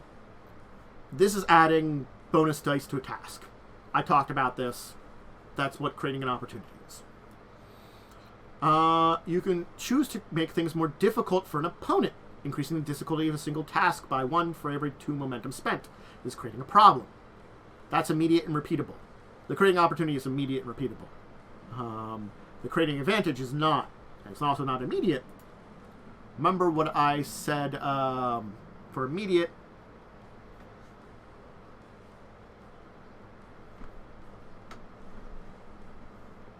Immediate may use points directly from the group's pool. That's what immediate also means. So the created advantage, that's as part of the task I'm doing. I have to be successful at that task and have enough momentum I'm generating as part of my task and spend it right there to create the advantage. The creating opportunity, I can use the momentum from my pool. The create a problem, we can use momentum from our pool. Obtain information is repeatable, but it's not immediate either. It's when I succeed at a task, I can learn more about the situation. Each point of momentum allows us someone asks the game master a single question about the current situation, or an item, object, structure, creature, or character present that's relevant to the scene at hand. And I, as the game master, have to answer the question truthfully.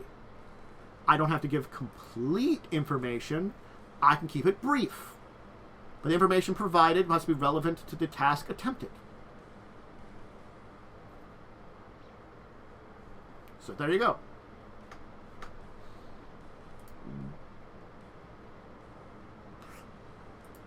Threat. Hi there, my group of stuff.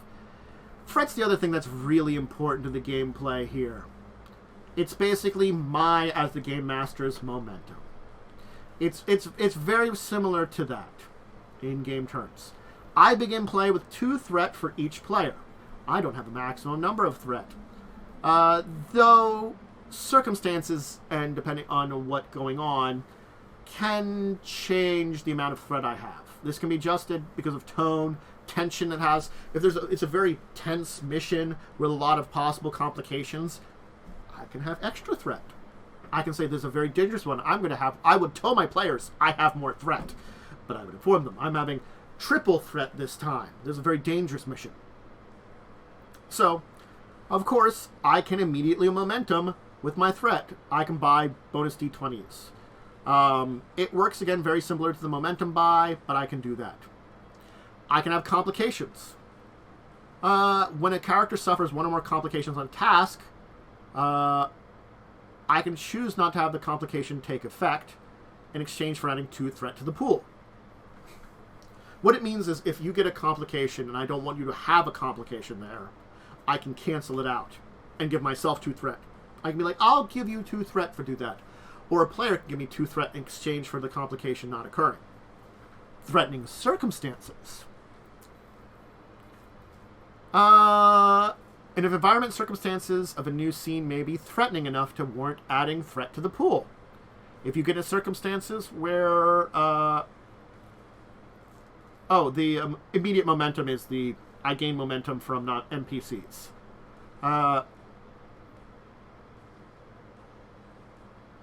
The characters can give me threat by instead of spending momentum. I'm sorry, this is ways to get I get threat. You can buy dice like buying momentum, buying dice with momentum with threat. If you get a complication, you can say like I don't want to have that complication have threat, or I can choose to save it. If it's a threatening circumstances, I can add a couple of threat to my pool, and non-player characters momentum equals threat. Sorry, getting my brain stored here. Again, I only play this once a year. I can spend threats in some way. Alright.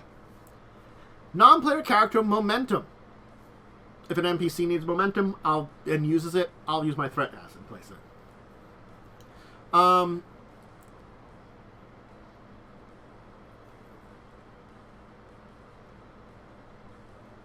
Any action or choice where a player character would add 1 or more points of threat.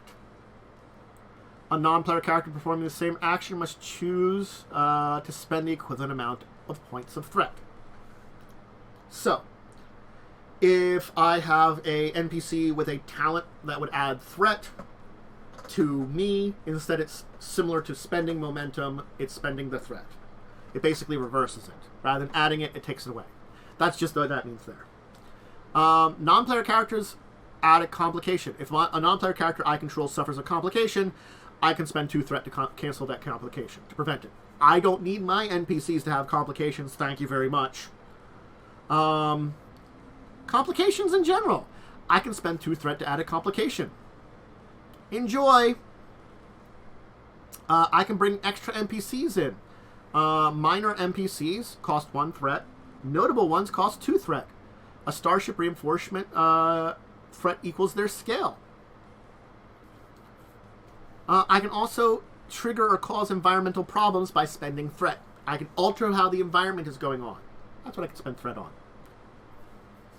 Determination. You start play with each session with a single point of determination. Each session is a note. You can have no more than 3 points of determination at a time, and using and gaining it is tied to your values. Remember values I talked about in character creation? Hey, that determines stuff for your determination.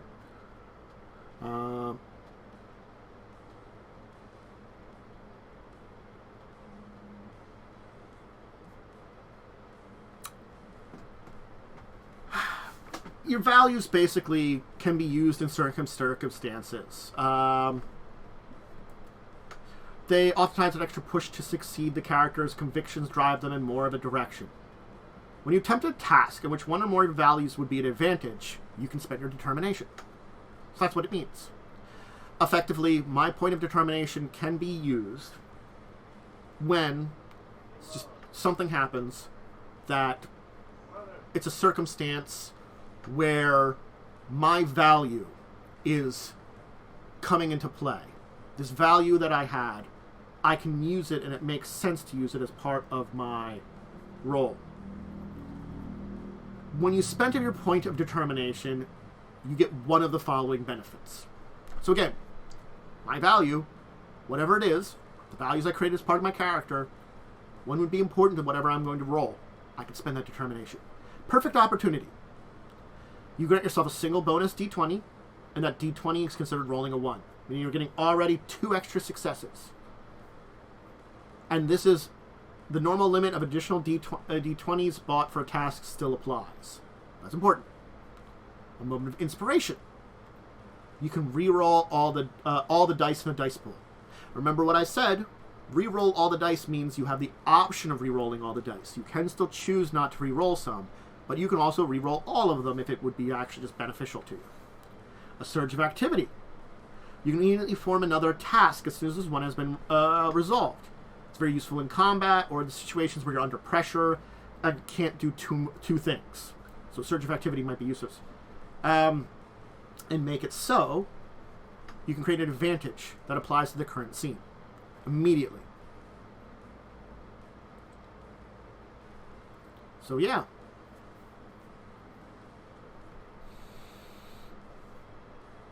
The thing is, values can hinder people's judgment too. They can be difficult to do. Blind you to possibilities, impair your ability to confront circumstances. And if you're in a situation where one of your values would make the situation more difficult or complicated, I can offer a player 1 determination in exchange for suffering a complication.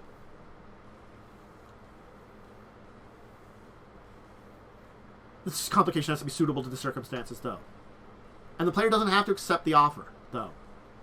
And the player can also choose to suggest a situation where they might face this complication. It's just that then, of course, if they accept it, the setback occurs, and you can't avoid it. And basically, it's just the game master's the final arbiter. But if a complication from value ever occurs, it's when both of us have agreed it exists, both player and game master. Also note, only one value can apply to each given task or each situation at once. Except if that value is challenged. Let's challenge our values! There are certain circumstances, it's not as simple as a value either helping or hindering a character. You might put in a difficult situation where your values are tested. Shake them to the core!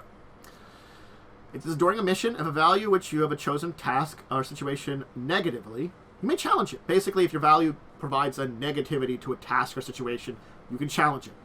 You gain a point of momentum, and you cross out the challenged value, meaning you cannot use it for the remainder of the mission. Look, I challenged that, I gained a determination, but this value, I can't use it. Remember the purpose of using a value? To basically allow me to use a determination? The determination I got, I can't use and associate with this value. If you have 2 values that apply to a situation, one positive and negative, the character may apply both values to the situation, challenging the negative value and immediately spending the determination with the positive value.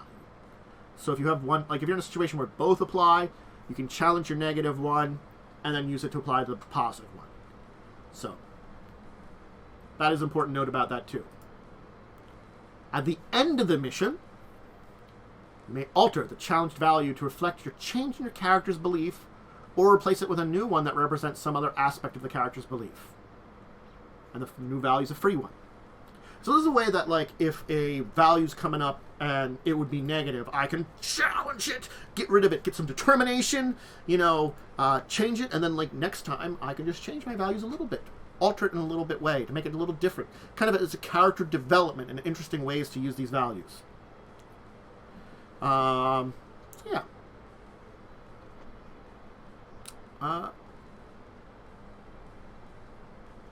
Anyway.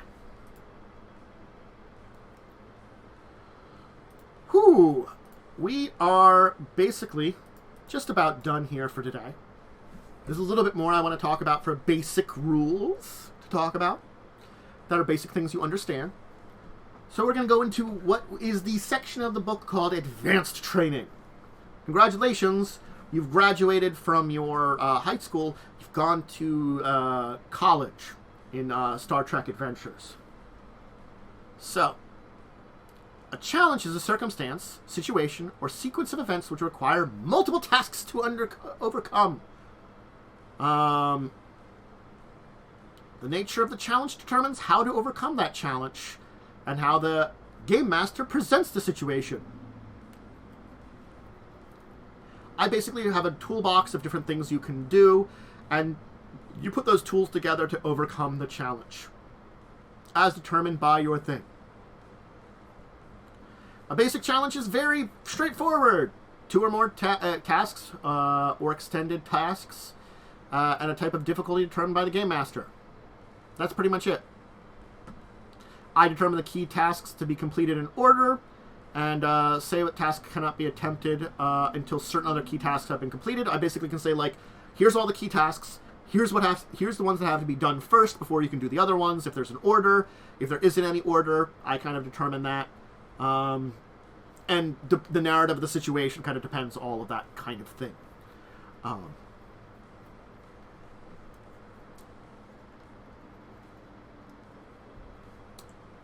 At character's options, other tasks may be done during a basic challenge, but these other tasks won't directly contribute to overcoming the challenge. They can be used to remove complications, generate momentum, or reduce the difficulty of a key task. Basically, here's a bunch of tasks you have to complete. That's all you have to do. But you could basically say, I want to do this thing. It's not critical to finishing this thing, but if I have some kind of complication I've added in, you could remove that. You could get some extra momentum, basically, to generate for the group, if it's appropriate. Again, as long as it seems appropriate to what's going on here, I would kind of allow it to generate momentum. Or reduce the difficulty. Like, you could be like, oh, there's a difficulty 4 task. I'm going to do this kind of thing here. It reduces the difficulty 3. And I'll be like, sure, you can reduce the difficulty by doing that. That's kind of the idea of the basic challenge. And they come in different forms, too. Linear challenges are very straightforward. One thing leads to another, leads to another. Gated challenges, they're a little bit more set up, a little bit more flexible. It's... you get some tasks, one or more key tasks, which you have to complete one or more other key tasks first before you get to the other ones. It's kind of like linear, only it's in like group tasks where like a set number of the tasks of the group unlock the key of the next group. There's also group challenges, which are done by more than a single person, where a character attempts or assists at a tasks, and may not assist on an attack during the remainder of the challenge. Basically, people are working together to do something too. There can be opposition in these tasks too. Disruptions, increasing the task difficulty. Direct opposition, where someone's rolling against you or something. Contests, similar to rolling off against each other, I talked about. The direct opposition could be like hazards or stuff and things like that. Conflicts that are going on. There's also time challenges, where I give you a certain amount of time. You have basically an interval which you can make these tasks at. You have to get a certain number of tasks in a certain amount of time. You know, I tell you how long you overall take, how long each of these tasks take, and you have to get a certain number of key tasks done successfully in a certain amount of time. You can spend momentum to like reduce time intervals during this time period to make it easier to roll multiple tasks to get some extra rolls in there. A complication could make it longer, which reduces the number of times you can do it. So yeah. There's also extended tasks. Extended tasks are made to be overcome with more than one attempt. They're basically a very sparing thing, and only situations where additional pressure or tension, you know, such as basically during combat, or there's a limited amount of time. Thank you for the imbibed water, Blaze. Extended tasks is very similar to how damage is inflicted in combat. To represent activities which you take a certain amount of time and effort to complete. So, each task has a work track. It means how much work is needed to overcome the extended task. Whenever a character succeeds as a task as part of an extended task, it will make an amount of work, as we'll talk about here, which is marked off the work track. And work track is normally from 5 to 20. So you have 5 to 20 work to get rid of. When I finish a task, it basically reduces part of that work. There's a magnitude. Each external task has a magnitude, normally valued 1 to 5. It's how large or complex the understanding of the expended task is. When you exceed a certain number of breakthroughs, each equal to the extended task's magnitude, the extended task is completely overcome. Okay, talk about that too. and resistance. Some extended tasks are particularly arduous to overcome, making progress slower. This is covered by resistance, which reduces the amount of work done by each task. Most extended tasks do not have resistance, and those that do tend to have no more than 3 resistance. Okay. An extended task has a base difficulty, which is used for all tasks made to overcome it. The base difficulty can only be modified on each task as circumstances dictates, but they all start from the same place. So, if I say this extended task has a difficulty of 2, each time you attempt a task, it's going to start at 2. It can go up and down depending on circumstances. For each time you roll it, basically. So each time you succeed at a task to overcome an extended task, there's a few additional steps to overcome to fall over. You roll 2 challenge dice plus an additional challenge dice equal to the discipline used for that task. The total rolled on these dice is the amount of work done. Okay. So, if I got the difficulty of 2, I roll... extra successes don't matter right here. So, I get my success. I roll 2 challenge dice. Let's say I had a 4 in an engineering and I'm doing an engineering task. I roll 6 challenge dice then. So that's what I'm doing. If there's any resistance, I reduce the... so basically, I roll, and remember, it's 1s, 2s, 0s, or 1s with an effect. Those are all the symbols there. Any resistance, remember, resistance is not normally there, but if resistance is there, making it basically difficult to overcome, up to 3, reduces the amount of work done by that value. The remaining work is marked off the work track. If you achieved 1 or more breakthroughs, so after that, then we check to see if you've achieved breakthroughs. Breakthroughs are done when there's 1 or more conditions. When 5 or more work is made, after reduction of resistance, you achieve a breakthrough. If the work track is filled, or if 1 or more work is made after the reduction of resistance, when the work track is already full, you get a breakthrough. So, if the number of breakthroughs achieved is equal to the extended task magnitude, the extended task is completed. So effectively, my work track, I have to do a certain amount of work for it. I have 5 to 20 work I have to do, and then I start building up my breakthroughs. Got it? If while I'm doing the work early, I get 5 or more added on, then yeah, I get a breakthrough. But actually, when it's filled, so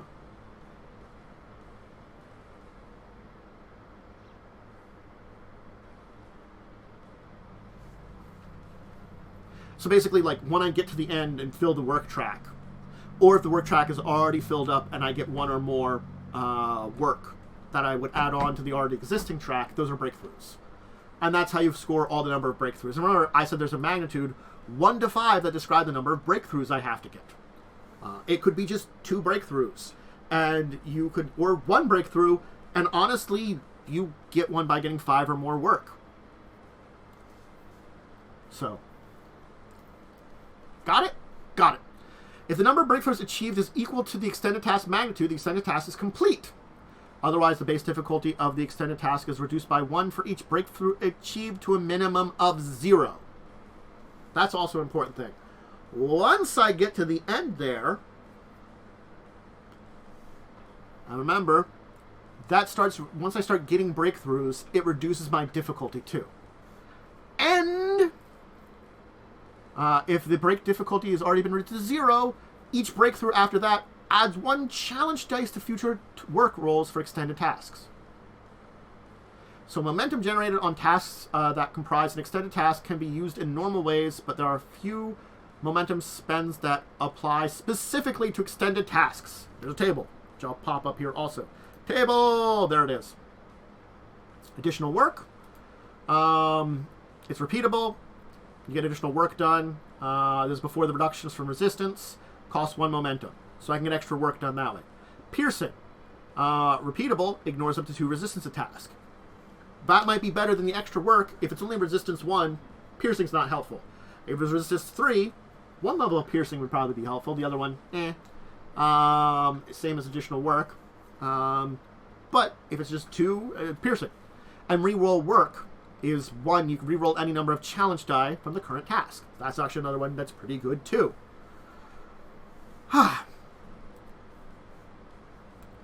Guess what? We're using challenge dice. Effects can be rolled. Normally, the effects have no special effect.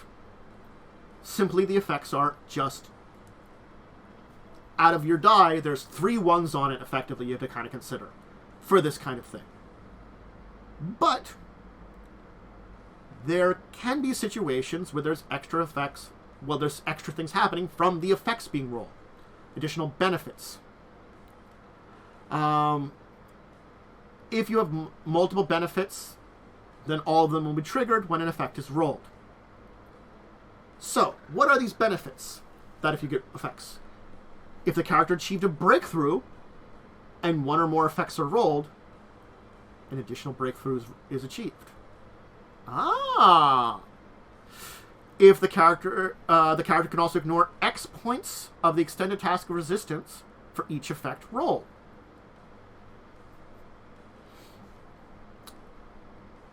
And the character can make additional X work for each effect rolled. So, the thing is, normally you're not getting these benefits. You get additional benefits which trigger these effectively, and you can have them. Things like idea tools, favorable circumstances, or talents which you've learned will give you an opportunity to use these extra effects on your extended work. So, there can also be complications generated during extended tasks. They're employed in a few ways during an extended task. Setbacks during the undertaking. Complications used for one of these purposes don't count as normal complications any other words. The complication is spent to produce an effect. One could be a complication, dead end. Unmark 4 points of work from the track. Those applied after resolving the effects of the task. Unforeseen problem. An extended task's resistance is increased by 2 to a maximum of 4. If you ban an extended task or find themselves able to overcome it, I can always declare it as a GM partially complete, and you can achieve your goal, but one additional complication related to that extended task is basically for each failed breakthrough they failed to gain is added. So whether or not you fail to do it for various circumstances, unable to overcome it, abandon it. If you only got 1 breakthrough and needed to get 3, I get 2 complications related to that I can just throw out there. Thank you. Alright. I have hit the 2-hour mark, and I am going to skip going over combat then today. That'll be another day, and maybe some other things. I don't know. But we're going to skip that today.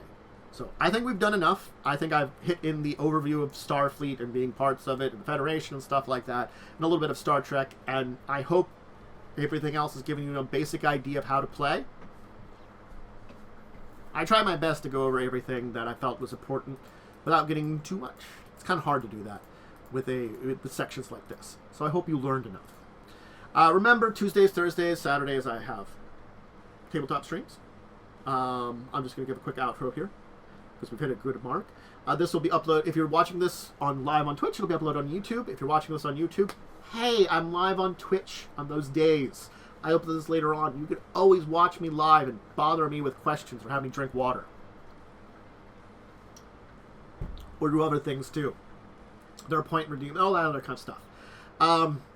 Ways to support the channel, of course. Subscribe on YouTube, follow on Twitch, and all that stuff. Liking a video, commenting, being around here for support in chat, in Twitch. Lots of ways to support me. Discord and Twitter to see what's going on for schedule. I have a schedule each week for doing these kind of things. I hope you learned a good amount here and you're ready for your Star Trek Adventures game. I hope combining this with the character creation stuff and some of the other guides I've been doing, how are you ready for your game? You're ready enough? You're good enough? And you're ready. You know, you're good to pop in there and you understand what all this means. I hope it does. It is a bunch of concepts which aren't too difficult to understand, but certainly they can be a little overwhelming with a lot of the talk about it and threats, momentums, determination, tasks, and all this kind of stuff melding together in an interesting way. And it really is technically simple, but it feels complex. And I understand that. There's plenty of systems that are like that. Anyway, I'm going to say farewell for now. I'm going to get going. I have things I want to do. I have a busy schedule still, and I am honestly tired of 2 hours. So, everyone out there, thank you for listening, learning, and enjoying. And I bid you all farewell.